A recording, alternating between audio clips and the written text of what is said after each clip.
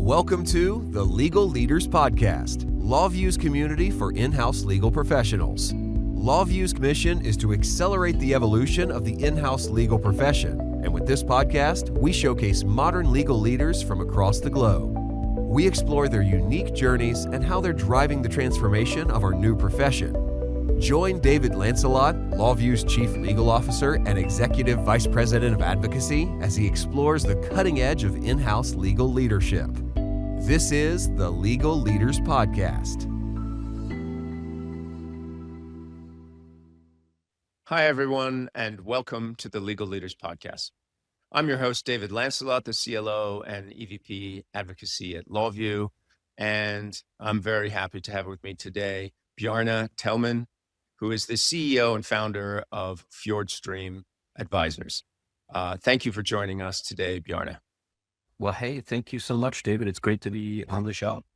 Yes. And of course, we know each other, and you've done an episode with us. I think it's probably a couple of years ago now, which doesn't seem that long, but has been a long time, certainly in in-house legal leadership land and tech land. Yes, tech land is kind of like dog ears at this point. Yes, so maybe indeed. It's on steroids. So. Yes, maybe hummingbird years. Yes. Yeah. So we're getting back together because you've come a long way, and you've got a great new book coming out, which I'm excited to talk about. I think first, though, quick introduction for those of you who don't know Bjarne. Bjarne was the general counsel of multiple companies, but I guess two of the best known would be Pearson Publishing and Haleon after it spun out of GlaxoSmithKline.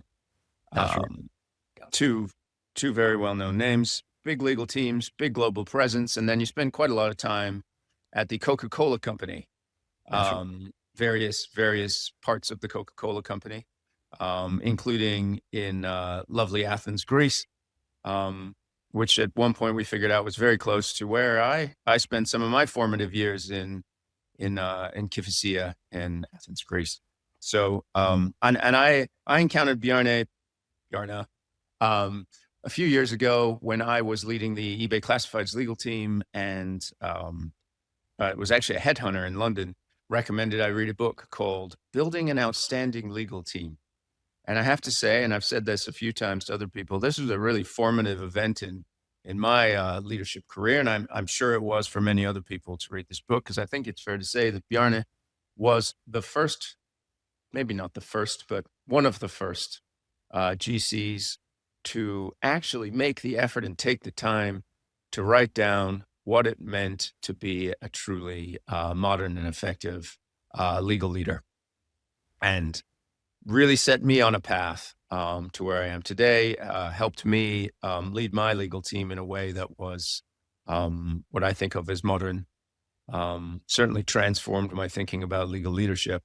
And since then, Bjarne has done all kinds of things, and his book has become sort of, I guess, iconic in certainly in the in-house and private practice sectors. Yeah. So now you're doing all kinds of things, teaching, consulting, and writing another book. Maybe you could tell us about where you're at now, Bjarne, before we dive into the themes of the book. Well, sure. And thanks again for having me and for the kind intro. I just retired after 18 years of being a general counsel and 30 years of legal practice to found my own advisory business last year. And Fjord Advisors really kind of has three activities. Number one, it provides consulting, as you say, particularly around technology and digital transformation, profound change and disruption for in-house counsel, and strategic guidance for law firms facing some of the same forces. And then I do executive coaching through Fjord as well for mostly lawyers in transition, and then a lot of workshops, thought leadership, speaking, and so forth. And then outside of that, as you say, academia, various things, and writing. So some point I decided I just really want to focus on all the things that give me energy and stop focusing on things that only sort of give me energy and also take energy away from me. I've gotten too old to really want to do that anymore. So it's been just a fantastic couple of years. Yeah, and I should say, thank you for reminding me. You'll be speaking at the Legal Leaders Connect conference in London soon, Yeah. and I'm really looking forward to seeing you there in person. That'll be great. Yeah. So I think it's May 7th, isn't it? Yep, Somewhere around. May 7th in at the Kimpton Yes. Hotel in London. So that'll be great. And so maybe we could dive into your book and why you felt like you needed to write another book. You know, me who doesn't have the courage to write the first book. You're already writing the second one, which I'm pretty sure will also be iconic. So why don't you tell us about the new book? Yeah, no, thanks. So listen, the name of the book is Law in the Era of AI, Clients, Firms, and the Future of the Legal Industry. And the book is really, it's all about how disruption, which is a theme that I've been very interested in for a long period of time, disruption in technology in the legal space. But really it's about how disruption in the industry is ultimately going to be emanating from the client, from the corporation. And ultimately disruption is driven by changes in demand, not just by changes in technology. And AI in particular is changing clients faster than it's changing many other players in the ecosystem. And as legal departments kind of evolve in the wake of those changes happening on the company side, that's going to force pretty profound changes, I think, in how legal work gets allocated, how it gets priced, and how it gets delivered. And that was something that, has been of interest to me for a while. I've seen that change happening, and I just felt like exploring that and really thinking through what the impact of that is, what's causing it, and what might emerge on the other end, and also what law firms can do about it, seemed like a worthwhile endeavor and something that would be interesting to write about. Absolutely. Yeah. And I'm looking forward to reading it as soon as it comes out. I've got it on pre-order for sure. And everybody who knows me knows that I strongly recommend your first book, Building an Outstanding Legal Team. I think it's really foundational for anybody who's looking at legal leadership. I use it in my class at the University of Florida. It's the textbook for the class. I think it makes for a great start for more junior people who are coming into the industry. And I think, if you're in the position that I was, where you're sort of given that promotion and then you ask, well, what's my job? And your boss doesn't really tell you, right? Does a good job of managing you, but doesn't say, here's the book. That's the book. That's the book. That was the purpose of the first book. It was the book that I wished existed when I first became a general counsel. I Googled around for it and there was no book. And a few years into it, I attended, I think it's called Leadership in Counsel, or I can't remember. It's the executive ed program at Harvard Law School for GCs. And at the back end of that, David Wilkins and Scott Westphal, who run that program, we just had a chat and they said, hey, I told them about how there was no such book. And they said, well, why don't you write it? And that just got me thinking and I thought about, is there a framework that would apply universally? And of course, all frameworks are just models. They're not really meant to be followed slavishly, but that was the idea and we ended up with I ended up with a sort of the 3-part framework with the hardware, the software, the constants, the hardware being kind of the tangible, measurable aspects of running a department. So things like, how do you organize your team? What should the reporting structure look like? Budget, technology, etc. Software being things like personal skills and capabilities, the culture of your organization, how do you influence those things and drive those in the right way? And then the constants being strategy and change. So how do you navigate through all the change that you will inevitably trigger if you follow the first two links? And that was the idea behind the book. And was that 2017? Am I right? Yeah. Yep. Oh, yeah. And I think what we've seen since then, and certainly in the last couple of years, is that those three sort of themes and thinking about legal leadership as actual leadership as opposed to a substantive advising exercise. Thinking about legal leadership, thinking about change management, thinking about what's the vision for the general counsel CLO. Those have now become almost de facto when you look at the job descriptions for people coming into these big leadership roles. So I think I'm not going to say that it was the book that did that, but the industry has definitely transformed.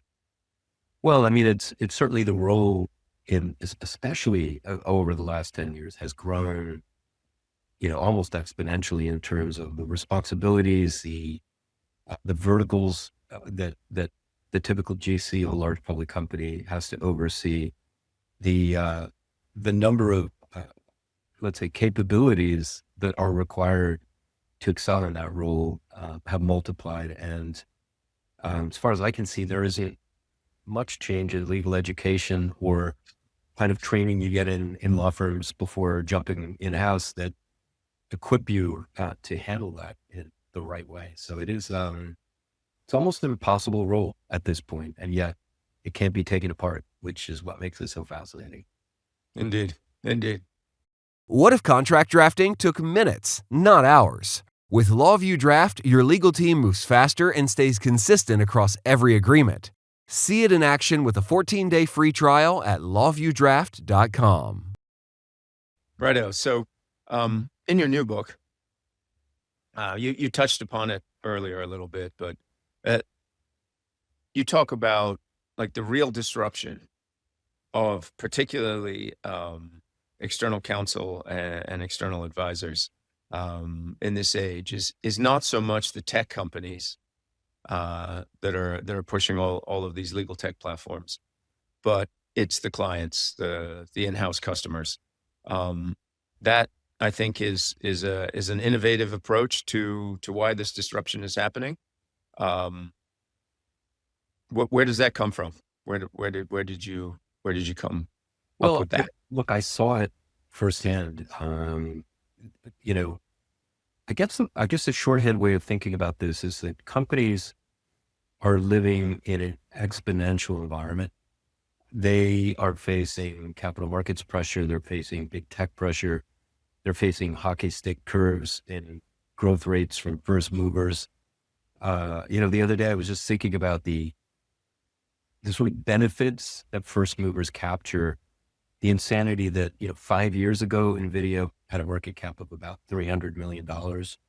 And today it's 5 trillion, which is 1.5 times the size of London Stock Exchange, twice the size of the DAX. It's insane. And when you sort of live in a corporation, in an environment where digital platforms are capturing that sort of value, you have a very different perspective. And then you look on the other side of the equation at legal services industry, particularly law firms. And I think what you see is a relatively linear environment, where change evolves in a linear fashion, and it's been shielded in some ways by a whole range of factors. And I just couldn't but help to see that, that there's going to, at some point, as corporations lean into this change, reorganize themselves into AI factories, reorganize their profit models around AI and technology, that's going to suck legal departments into the slipstream, because those departments can't possibly service those customers, those clients, without evolving themselves. And as that happens, I think what will be needed from service providers will change at a very rapid pace. And so it's a very interesting dilemma. And you kind of see service providers unable to change at the moment, because why would you change something that is wildly successful and hugely profitable at the moment? That is the interesting dilemma that I think the industry faces, and I just felt like somebody should write about it. Yep. Yeah. And I mean, I think we're all seeing a similar situation where uh, in-house departments are either cutting edge and are leading the way. They've read the book, let's say.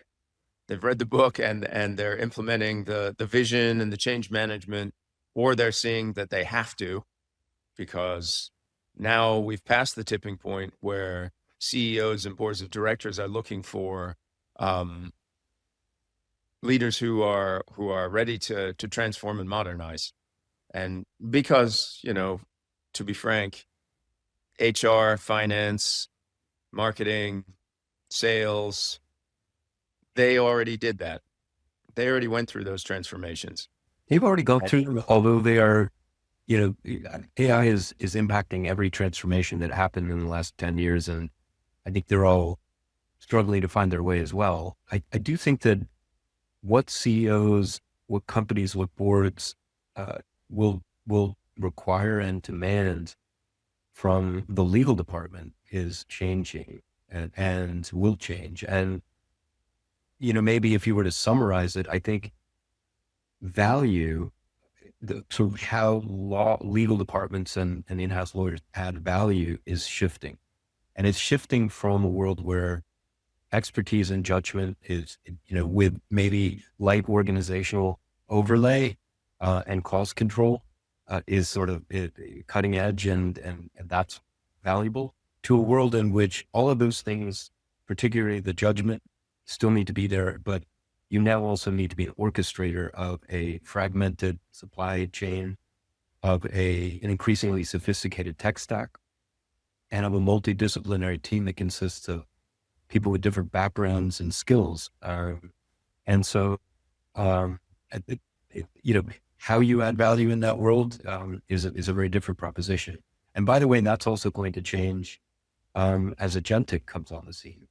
And agentic AI, will accelerate many of the changes that are happening, and will require, I think, general counsel to think a lot more about how do you build governance around this? Where do humans in the loop go? How do you train your people in the right way?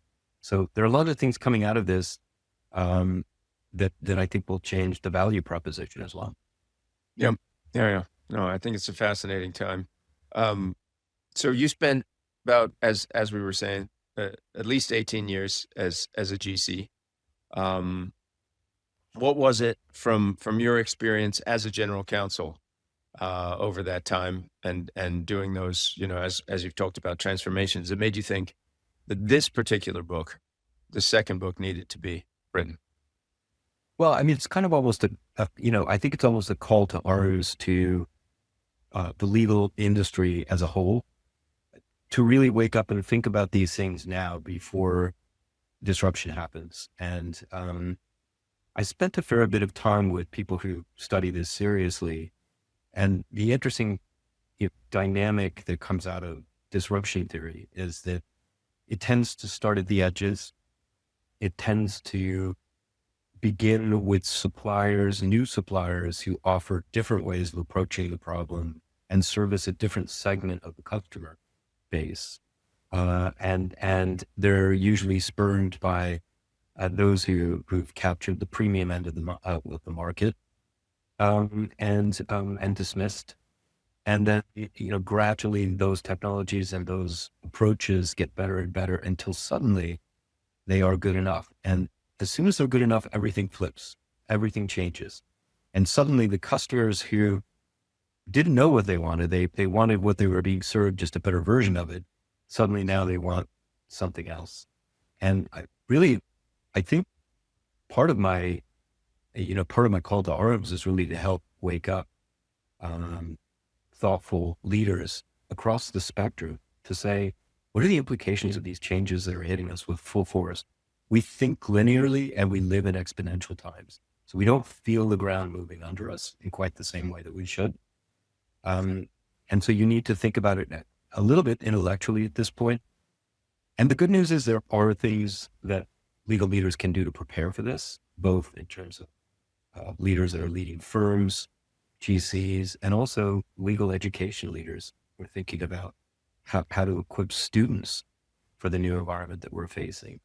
And by the way, I don't spare alternative legal service providers either in the book. I think there are many ALSPs and legal tech companies that, if they're not thinking about this, could find themselves with a one-trick pony and get disrupted by the coming wave.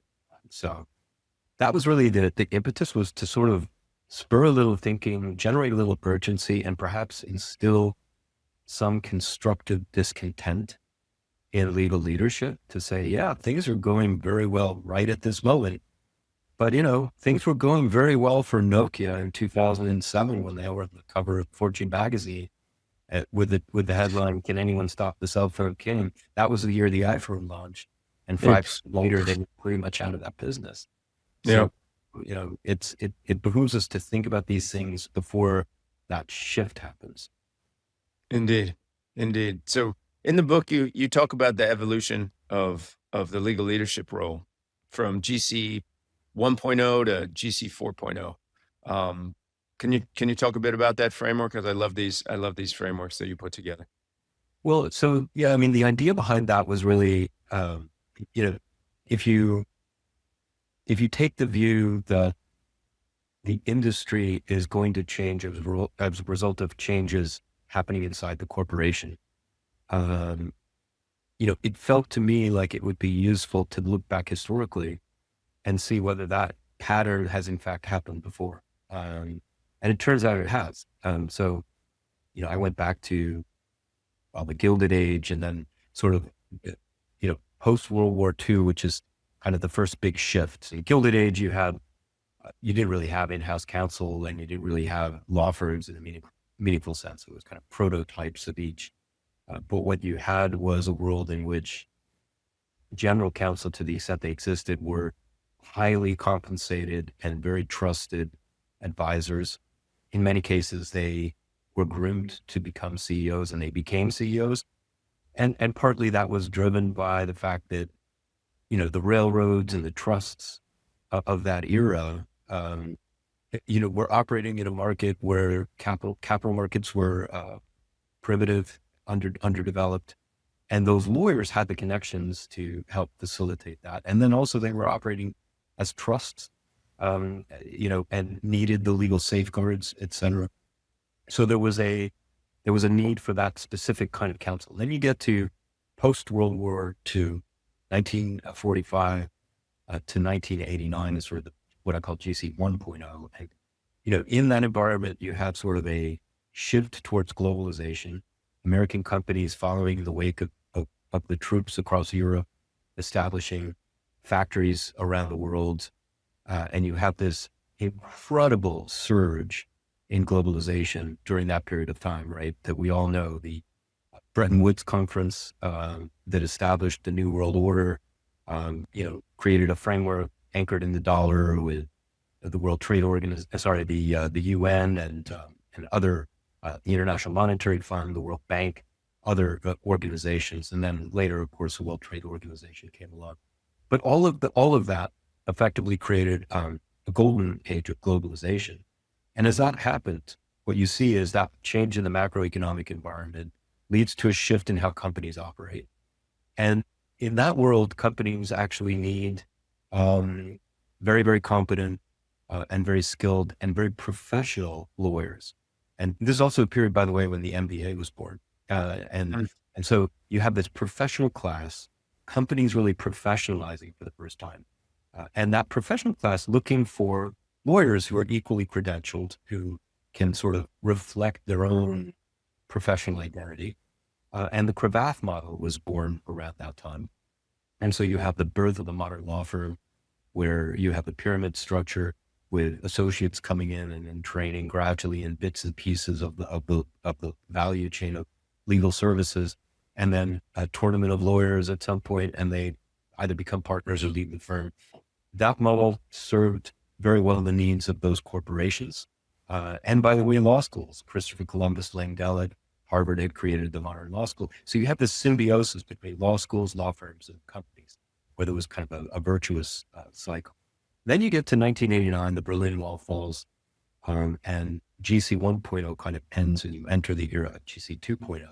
So you have digitization, you have the introduction of computers, supply chains become incredibly complex, the rise of China, the World Trade Organization. And suddenly these companies that were sort of in the early period of globalization enter a period where they're not only manufacturing things, let's say in France for French customers, now they're manufacturing things in China for the world. And that means the legal challenges in this 2.0 world become much more complicated. So whereas in 1.0, law firms were dominant, in-house counsel were basically a very, very small, very lean teams whose main job was primarily to sort of, air traffic work back to law firms from whence they came. In 2.0, you start to see a wave of scandals, right? Starting with Enron and a range of other companies, Parmalat in Europe. And CEOs began to realize, wow, we're trying to manage an incredibly complex multinational workforce. And we can no longer rely on external providers to, take care of all this. We need a much more powerful, much more well-resourced in-house counsel. And in comes the sort of the wake of the inside counsel revolution that Ben Heinemann wrote so eloquently about, where the in-house team expanded exponentially. It became a very powerful player inside the company, a guardian and a partner to the business. That tension really began to emerge in 2.0.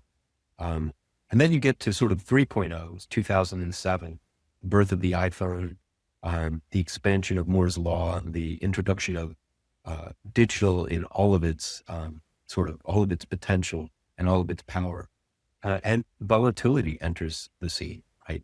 And at that point, the more for less challenge begins to kick in. Companies, go from 61 years as an average for the S&P 500 in terms of their existence down to 18, right? And so shorter than the average work span of the employee, let alone their lifespan.